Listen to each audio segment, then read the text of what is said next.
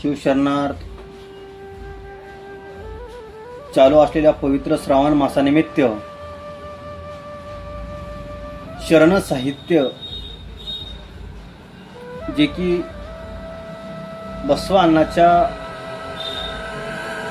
बसवानाने स्थापित केलेला अनुभव मंडप आहे, त्याच्यामध्ये 770 शरण होऊन गेलेले आहेत. त्या 770 शरणावर आपण आज त्यांच्या जीवनाचा त्यांनी जीवनामध्ये केलेला समाजकार्यासाठी जे जीवन व्यतीत केलेलं आहे, कार्य केलेलं आहे, त्यांच्या कार्याविषयी, त्यांच्या जीवनाविषयी आपण त्यांचं जीवनचरित्र पाहणार आहोत. शरण जीवन दर्शन म्हणून जे की संप्रदायातील गाडे अभ्यासक राजूभाऊ जुबरे सर यांनी जे शरण जीवन दर्शन या ग्रंथाची निर्मिती केली, त्याचा आधार घेऊन आपण शरणांचं जीवनचरित्र सांगण्याचा प्रयत्न करणार आहोत. सर्वप्रथम आज आपण समता नाईक लोकशाही संसदेचे पहिले जनक, ज्यांनी सर्व जाती धर्मातील लोक एकत्र करून अनुभव मंडपाची स्थापना केली आणि त्या अनुभव मंडपामध्ये अनेक प्रकार त्या ठिकाणी वचन साहित्य, अनेक जाती धर्मातील पंथातील शरणोशरण एकत्र करून समाज जागृतीचं कार्य जर कोण केलं असेल तर ते म्हणजे 12व्या शतकामध्ये जगतज्योती महात्मा बसवांनांनी केलं. जगतज्योती महात्मा बसवांना सर्व शरण म्हणायचे की शरणांची पृथ्वी, शरणांची स्फूर्ती चेतना म्हणजे महात्मा बसवांना आहे. आणि आज आपण समता नाईक लोकशाही संसदेचे पहिले जनक महात्मा बसवेश्वर यांच्या जीवनावर, त्यांच्या जीवनामध्ये केलेल्या कार्यावर आज बोलण्याचा प्रयत्न करू. जगतज्योती महात्मा बसवांना 12व्या शतकामध्ये कर्नाटक राज्य विजापूर जिल्ह्यामध्ये बागेवाडी या गावामध्ये त्यांचा जन्म झाला. त्यांच्या आईचं नाव मादल अंबिका आणि वडिलांचं नाव मादेराज ही होते. बसवांनाच्या बहिणीचं नाव अक्का नागाम्मा हे होते. बसवांनाचा जन्म अंदाजे इसवी सन 1105 मध्ये झाला असावा असं शास्त्रज्ञाचं मत आहे, संशोधकाचं मत आहे. बसवांना लहानपणापासून एक अध्यात्म संस्कार जपणार, आचरणशील असणाऱ्या कुटुंबामध्ये जन्म झाला आणि बालवयामध्येच त्यांच्या आई वडिलांकडून मादल अंबिकाने मादेराज यांच्याकडून त्यांच्यावर चांगले संस्कार घडण्यात आले. पूर्वी स्त्रीला वेगळी वागणूक असायची, पुरुषांना वेगळी वागणूक असायची. स्त्री पुरुष समानता नव्हती. जातीभेदाचा खूप मोठा त्या ठिकाणी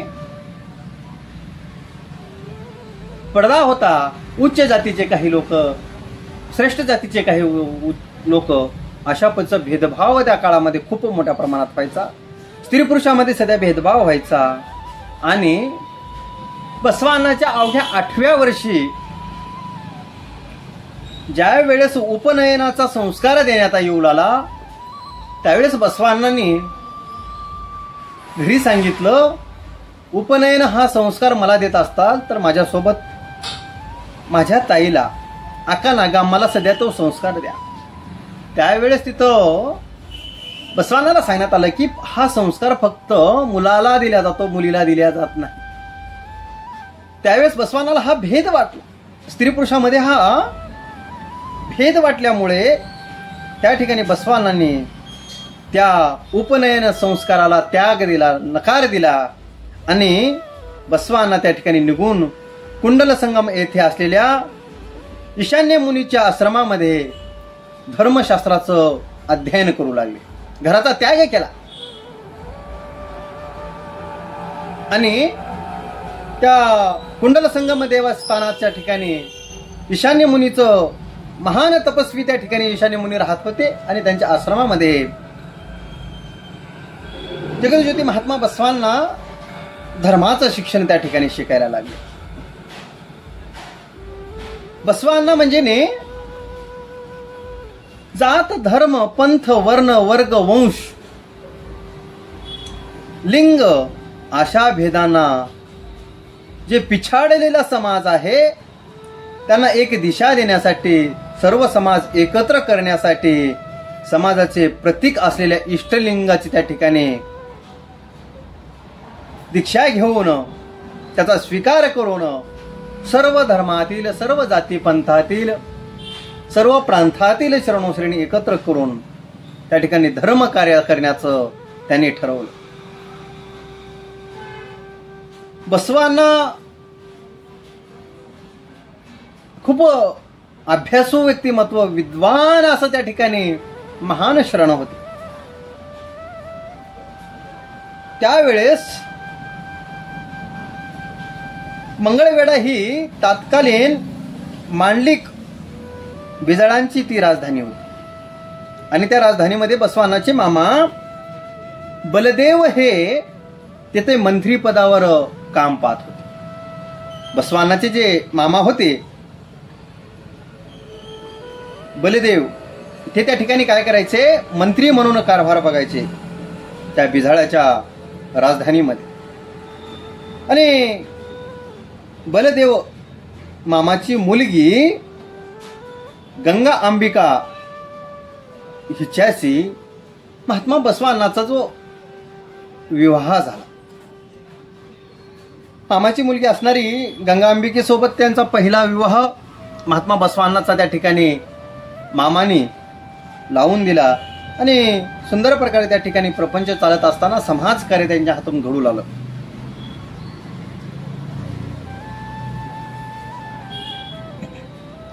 बसवांनाचं त्या ठिकाणी चातुर्य पाहून, बसवानाकडे असलेला अभ्यास, दूरदृष्टी, काम करण्याची चिकित्सा, या सर्व गोष्टी पाहून बसवानाला बिजाळाचे त्यावेळेसचे राज्य होते म्हणजे मंगळवेढ्याचे राज्य जे बिजाळ मांडलिक राज्य होते त्यावेळेस, त्यांनी बसवानाला कारकुनाची नोकरी दिली आणि त्या ठिकाणी बसवांना कारकुनाची नोकरी त्या बिजाळ्याच्या दरबारामध्ये करू लागली. बसवानाचं दूरदृष्टी एवढी सुंदर होती, काम करण्याची पद्धती एवढी सुंदर होती आणि बसवानाने आपल्या कर्तव्यगारीवर, आपण करीत असलेल्या कार्यावर बसवानाने मंत्री, अर्थमंत्री असं करत करत प्रधानमंत्री या पदापर्यंत आपली पदोन्नती त्या ठिकाणी केली आणि त्याच्यातून लोकांचा संपर्क होऊ लागला, समाजामध्ये जाणं येणं होऊ लागलं, शरणांची भेट होऊ लागली. समाजांचा हा स्त्री पुरुषांचा ते ज्यावेळेस भेद होता ते पाहण्याचा योग येऊ लागला. जातीमध्ये भेद आहे, वर्णामध्ये भेद आहे, हा बसवानाला त्या ठिकाणी दिसू लागला आणि बसवानाला ते कुठेतरी मनाला टोचू लागलं, त्या ठिकाणी त्रास होऊ लागला की आपल्या या राज्यामध्ये आपल्या भोवताल स्त्रीवर अन्याय होतोय, छोट्या छोट्या समाजावर त्या ठिकाणी अन्याय होतोय, हे बसवानाला पटलं नाही. म्हणून आणि बसवानाचं ते कर्तबगारी पाहून समाजामध्ये समाजाशी जाऊन काम करण्याची पद्धती पाहून आणि कारकुन पदापासून प्रधानमंत्री या पदापर्यंत कार्यकाल पाहून बिजाळाला वाटलं की आपलीही त्याला आपण मानलेली मानस बहीण जी की नीलोलोचन तिचं नाव होतं, ती त्याची बिजाळाची मानस बहीण होती, ती जगज्योती महात्मा त्या ठिकाणी पत्नी म्हणून त्या ठिकाणी तिचा विवाह लावण्यात आला आणि बसवानाचं दुसरं लग्न बिजाळ्याची मानस भगिनी असलेली विलोचना हिच्याशी तिचा महात्मा बसवानाचा दुसरा विवाह झाला. महात्मा बसवानाचं तसंच कार्य पुढे चालत राहिलं. समाजामध्ये जात असल्यानं स्त्रीवर होत असला अत्याचार, समाजातील गोरगरीब कष्टकरी लोकांवर होत असलेला अत्याचार बसवानाला पाहून कुठेतरी समाज कार्य करावं, समाज संघटित व्हावा आणि या जाचक रूढीवर कुठेतरी त्याचा संघर्ष व्हावा, त्याच्यातून मात व्हावं आणि सर्वांना समान अधिकार प्राप्त व्हावा, यासाठी बसवानाने सर्व जातीभेदाला बाजूला सारून बसवानाने नागीदेवी या नावाच्या नागीदेवी कांबळे यांच्या घरी महाराज जेवण केलं. का तर समाज पहिलं काय शूद्र आणि काही श्रेष्ठ असा भाग पडलेला होता आणि शूद्राच्या घरचं अन्न वगैरे उच्च कुळातील लोक खात नव्हते. पण बसवानांनी नागीदेवी कांबळे यांच्या घरी स्वतः जाऊन अन्न खाल्लं.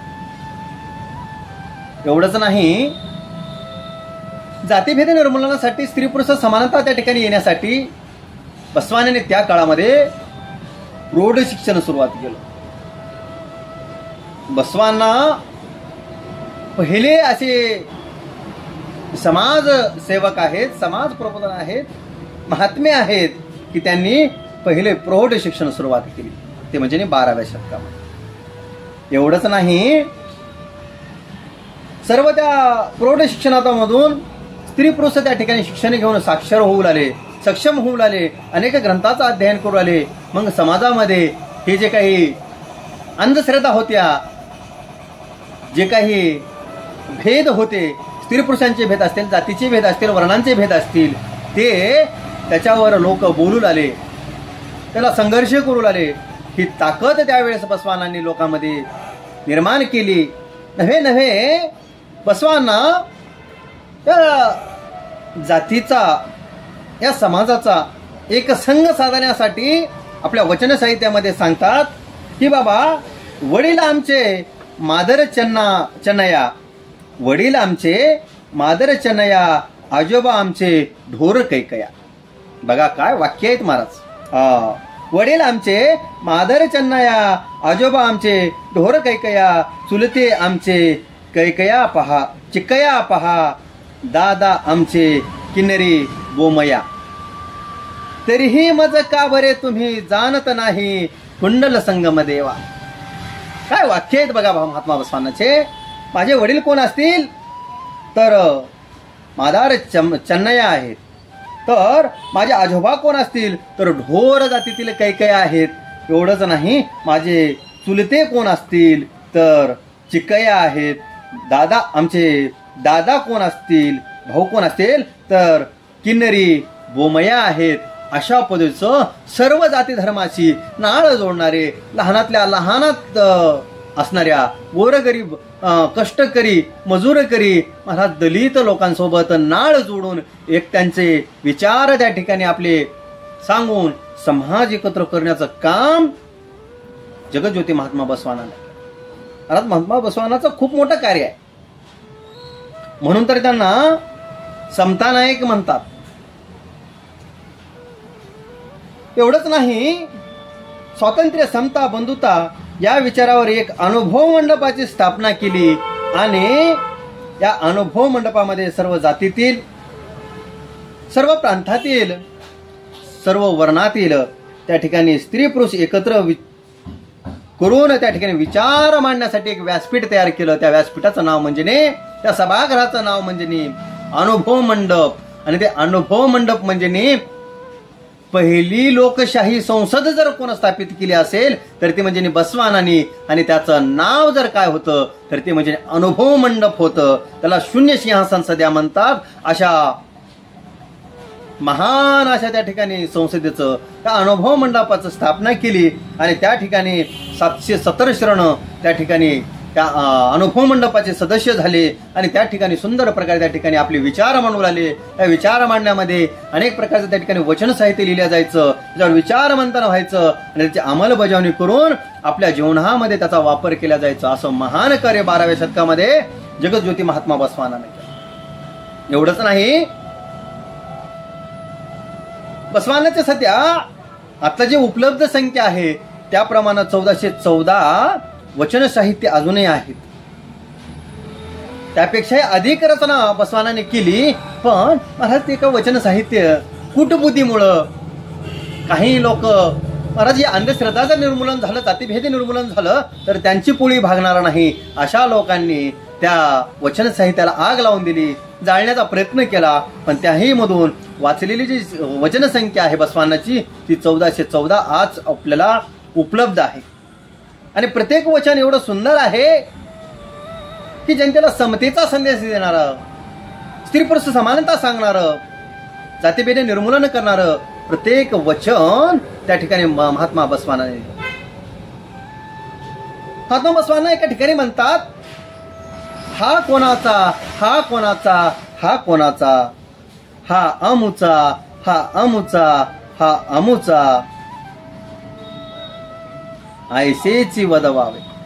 बघा बसवाना काय म्हणतात, हा कोणाचा, हा कोणाचा, हा कोणाचा, ऐसे नच म्हणावे, हा अमुचा, हा अमुचा, हा अमुचा, ऐसेची वदवावे. कुंडल संगम देवा तुमचा घरचा पुत्र म्हणवावे.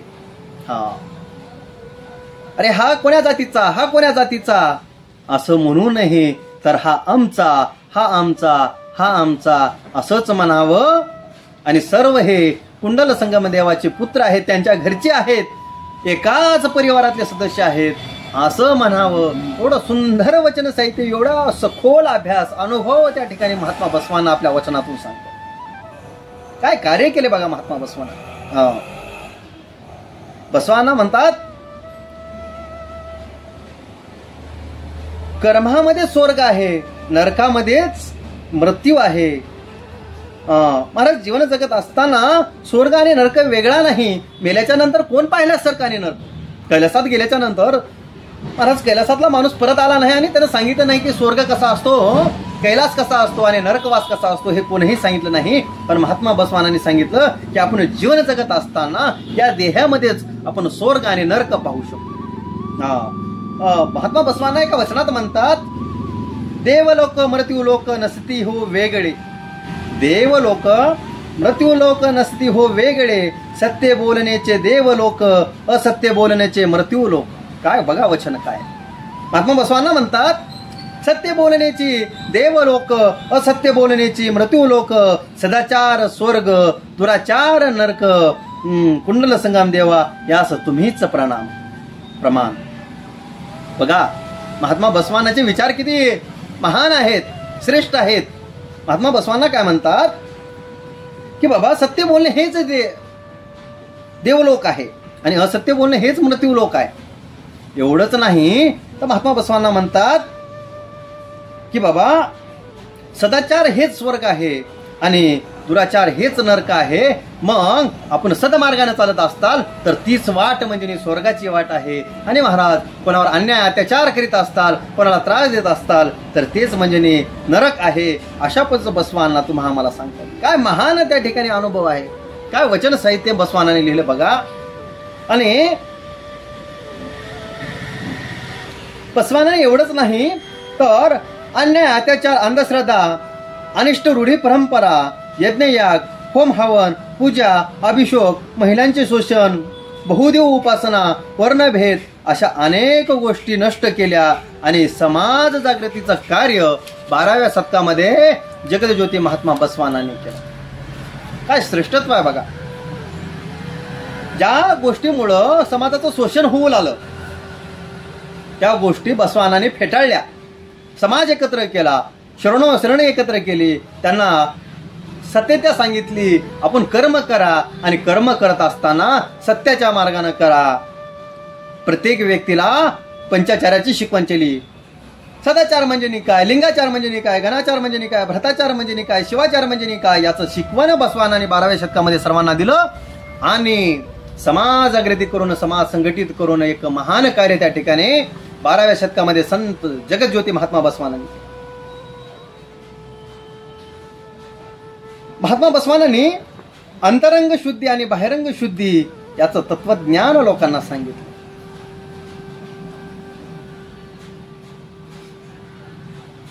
महात्मा बसवानांनी जातीभेद निर्मूलन होण्यासाठी, जी जातीमध्ये तेढ होती ती नाहीशी नष्ट करण्यासाठी, सर्व समाज एकत्र करण्यासाठी त्या अनुभव मंडपामध्ये हरळ्याचा मुलगा सिलवंत आणि मधुवरसाची मुलगी लावण्यावती यांचा विवाह, आंतरजाती विवाह महाराज 12व्या शतकामध्ये जातीभेद निर्मूलन करून महात्मा बसवाने अनुभव मंडपामध्ये लावून दिला. एवढं महान कार्य त्या ठिकाणी जगज्योती महात्मा बसवानांनी केलं. बसवानाने हे आंतरजाती विवाह लावून दिल्याच्या नंतर लोकांना कुठेतरी वाटू लागलं की आता जातीभेद निर्मूलन होईल, सर्व जाती धर्मातील लोक एकत्र येतील, त्यांना खऱ्या ज्ञानाची ओळख होईल. त्या भीतीपोटी बसवानाला त्या ठिकाणी महाराज लोक त्रास द्यायला लागले. एवढंच नाही, त्या कल्याणमध्ये बसवानाला त्या ठिकाणी कल्याण सोडून दुसरीकडे जाण्यास लोकांनी भाग पाडला आणि महाराज ते सिलवंत, हरळ्या आणि मधुवरस यांना मृत्यूदंडाची शिक्षा देण्यात आली. महाराज या तिघालाही शरणांना मृत्यूदंडाची शिक्षा दिल्याच्या नंतर बसवानाला खूप वाईट वाटू लागलं. बसवांना त्या ठिकाणी एवढं केलेलं कार्य संपुष्टात जाते काय असं वाटलेलं आणि महाराज जगज्योती महात्मा बसवानाला अंतरंगामध्ये विचार मंथन सुरू झालं. महाराज अनेक विचार त्या ठिकाणी येऊ लागले, अनेक प्रश्न त्या ठिकाणी निर्माण होऊ लागले आणि महात्मा बसवांना अशा विचारामध्ये तुडुंब वाहत असलेली मलप्रभा नदी आणि कृष्णा नदीच्या संगमावर आपला देहत्याग केला आणि आपलं जीवन संपवलं.